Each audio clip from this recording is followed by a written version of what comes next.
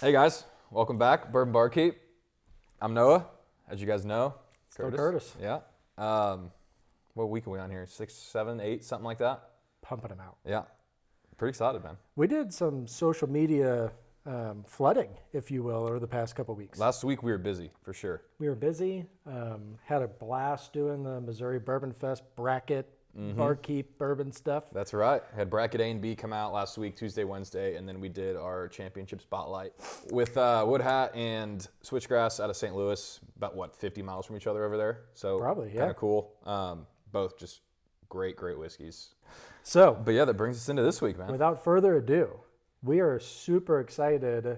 So I don't know where this Remus series is available yet. It is in Missouri. So some of this research, it was hard to come by because it's not out there. So I've been itching to get this on the table. We found this during the brackets. And I wanted to push the spotlight so bad because I'm like, man, we could be one of the first out there. Yeah, sure. So we may be third out there, but we found the Remus Repeal Series 7. So Bourbon Heritage Month, this is a ton of heritage in here. Hit us with the history, man. This is your gear right here. This was a fun one, and I think you being a book guy, he reads. I don't know how. I do. Yes. You don't know how to read, or That's what I went with. all right? So it's just, We should fix that, man. It's time. is it? I made it this far. Okay. I'm in a bourbon channel that's just bleeding money. But anyways, so we got the Remus Repeal Series 7 for you all this week. Essentially, George Remus is kind of a cool dude. So he is the guy that apparently came up with the insanity verdict. Really? Yeah. Wow, this guy's all over the grid here, man. He's all over the grid. So apparently, Remus, or I guess I should say, the Great Gatsby was essentially influenced by Remus. So he threw Gatsby-like parties to where you show up and he says, "You want a drink? Oh, do you want a car too?" Like he's just giving out cars at his party. No kidding. So Great Gatsby was kind of influenced by this guy. And apparently, when you're partying, your wife doesn't like you partying that much. So his wife tries to leave him. He instructs his driver to follow her. She's on her way to the courthouse. Remus is like, "Hey, this isn't happening." So they're following each other. She gets run off the road, and he allegedly shoots her. Oh, wow. And then pled insanity. I say allegedly because he went with the insanity plea. Wow. The jury for 19 minutes deliberated and said not guilty. So was that based off of some parties? I was going to say this guy probably promised an invite or two, maybe a car or two. Yeah. So that's where, so he was heavily involved in like the prohibition and things like that. But ultimately, I just geeked out over the Gatsby piece. Yeah, that's cool. That's really cool. So on to the actual bourbon. So this is going to be MGP or Ross and Squibb. So this is Series 7. So obviously they've had 7 of these. So I can't count.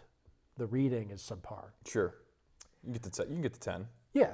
Right. When we go to Remus 11, I'm going to have to probably take over. We're in trouble. Yeah. Yeah. So really cool. They have essentially the mash bill on the front. So there is some extremely old bourbon in here.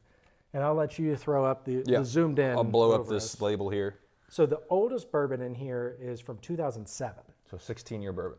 16 year, I mean, it's only 6%. But it's in here. But yeah. So it's kind I'm of going to like, be able to pick that out for sure. it's kind of like an infinity bottle, which is kind of cool. They also have a 2013, 2014, and these are going to be the typical higher rye bourbons that MGP is kind of known for. Cool. I don't know. Do we want to talk about it more, or we just want to interject as we sip? Because I'm thirsty. Let's get in here. Let's do it. Let's go. To you? All right. Remus Down. 7. Ooh, buddy. Definitely some cherry again. I feel like the last few bottles we've had have had a nice, like cherry sweetness feel to it. I'll kind of up it to more of maybe a candy cherry because it has more of the like a bourbon soaked cherry, if you will. Sure. Yeah, that cherry's definitely like what I get most. Can I go for it now? Do it. Oh.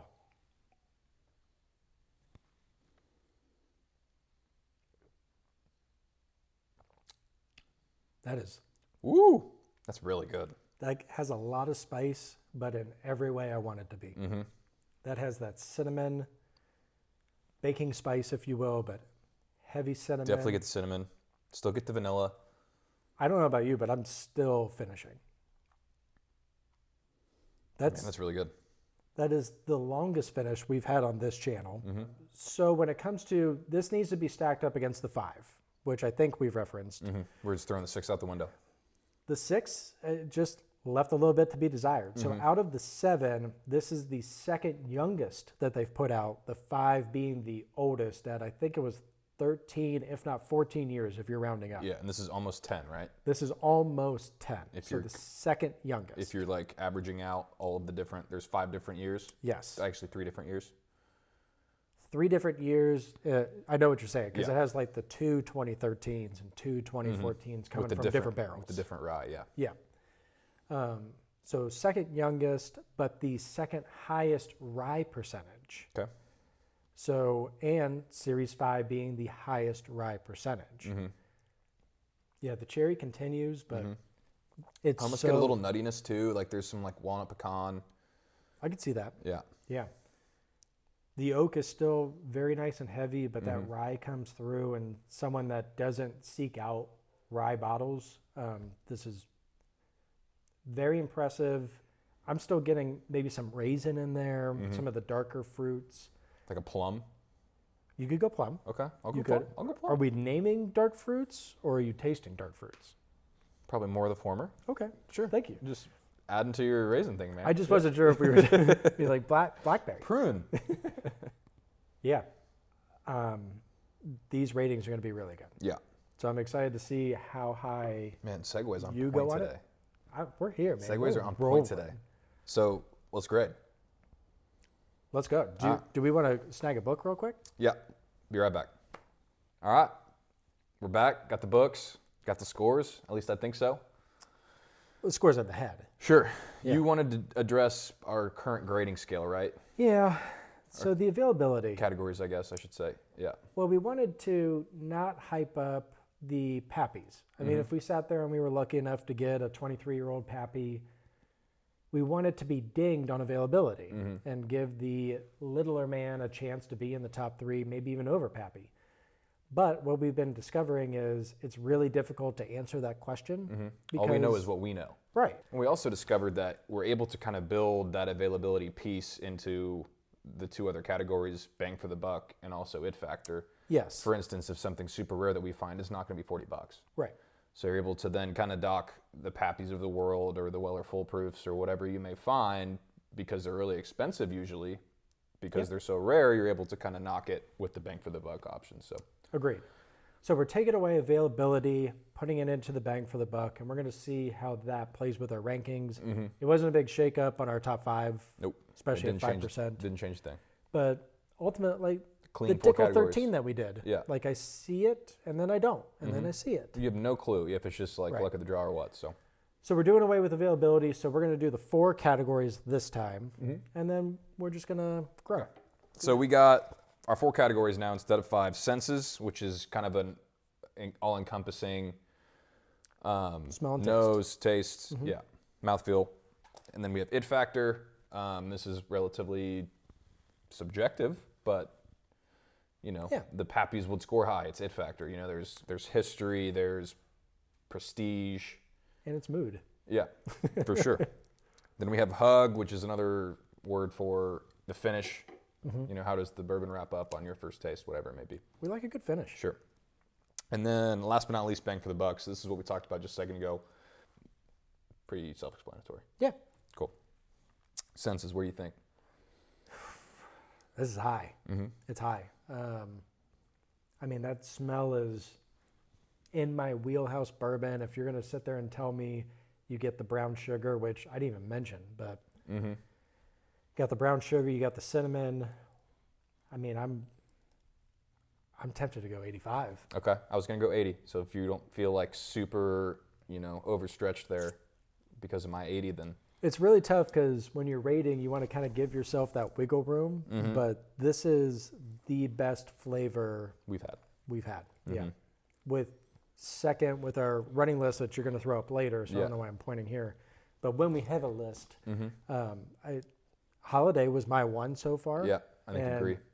I would have a tough time putting this below Holiday. So I'm going to go 85. Okay, I'll go 80. It factor. I'll go first this time. Please.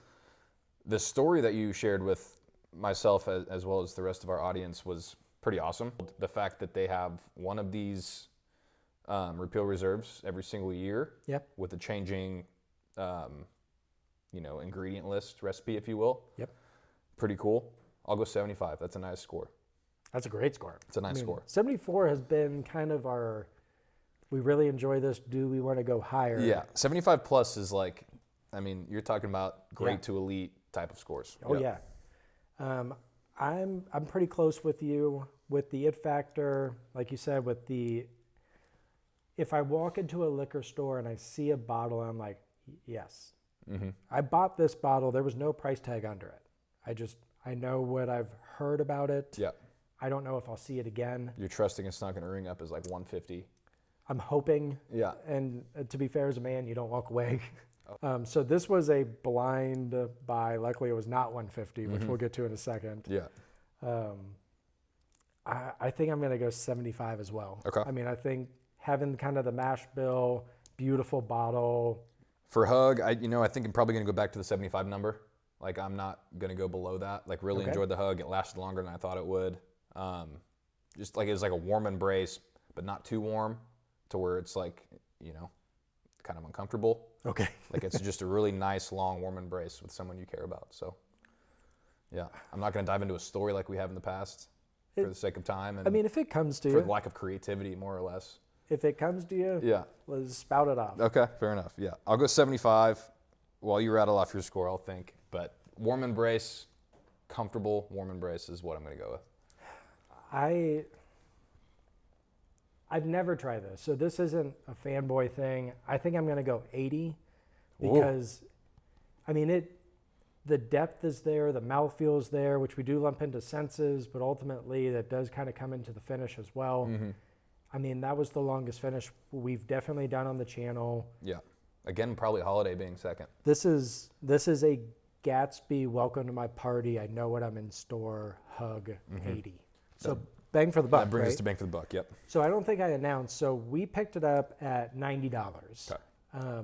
Bang for the buck. I will go 65.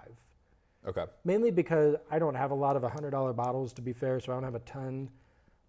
But if I'm going to buy $100 on a bottle, that's what I want it to taste like.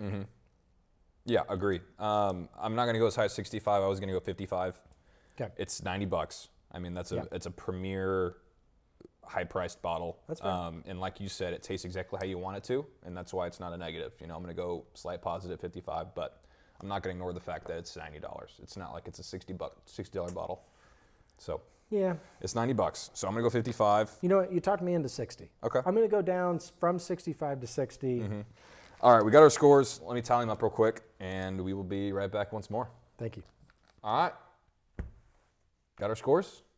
Got your score. Your score is math. Wow. And it wasn't like a great day. It's not like I'm in a super mood. Sure. Just. Was it a bad enough day to where bourbon tastes That's a great probably question. a little too good? That's a great question. I don't think so. Okay. Just even killed. I finished with a 72 overall, which is a slight hair behind our actual first bourbon we ever tried on this channel, which was Holiday Bourbon. Yeah. But yeah, so 72 even. I think my Holiday rating was 72.5, so neck and neck. And that's kind of the point of the bang for the buck. When you're talking about a $50 bourbon against a 90. 100. That's where it made up all 90, the ground. Yeah. So I was more generous. You were, wow. I really enjoyed it. It's definitely one of the better bourbons I've ever tried, even outside of this channel. I went 78.5, and it was number one by a lot. A large margin. Yeah. My second is actually Dickel, because the it factor, but I kind of like the holiday taste more. So that's kind of the fun part of kind of waiting. Yeah, and that's also where where the the desire to kind of like make sure we critique our formula, and we want to get to a point where we're comfortable with our process and how we rate these. So like I mean, with our grading scale, I think anything 70 plus is just like it's a home run. It's a dog, if you will. Ooh. So and speaking of dethroning and dogs, NFL kickoff is here. Let's go. Yeah. So at the time of this recording, it's Wednesday night. So my Chiefs, I grew up in Kansas City, born and raised here. So my Chiefs play tomorrow night.